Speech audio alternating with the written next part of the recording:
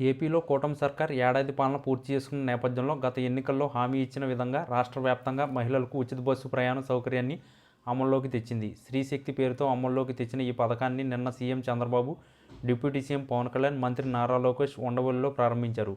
అయితే ఈ పథకంపై వైసీపీ వెంటనే విమర్శలు గుప్పించడం ప్రారంభించింది. వైఎస్ జగన్ పత్రిక సాక్షిలో ఈ పథకంపై వ్యతిరేక కథనాలు కూడా వచ్చాయి. వీటిపై ఇవాళ టీడీపీ మాజీ మంత్రి పీతల సుజాత ఘాటుగా స్పందించారు. స్త్రీశక్తి పథకంపై వైసీపీ పత్రికా సాక్షిలో చేస్తున్న విమర్శలపై స్పందిస్తూ వైఎస్ జగన్ సతీమణి వైఎస్ భారతి కూడా జీరో ఛార్జీతో పులివెందుల నుంచి అమరావతికి రావచ్చని పీతల సుజాత సూచించారు. తద్వారా ఈ పథకం ఎలా అమలవుతుందో ఆమెకు తెలుస్తుందన్నారు. ప్రభుత్వం సదుద్దేశంతోనే ప్రారంభించిన ఈ పథకంపై విమర్శలు తగవన్నారు. మరోవైపు అధికారంలోకి వచ్చిన ఏడాదిలోపే సీఎం చంద్రబాబు హామీ ఇచ్చిన సూపర్ 6 పథకాలను ఒక్కొక్కటిగా అమలు చేస్తున్నట్లు పీతల సుజాత తెలిపారు.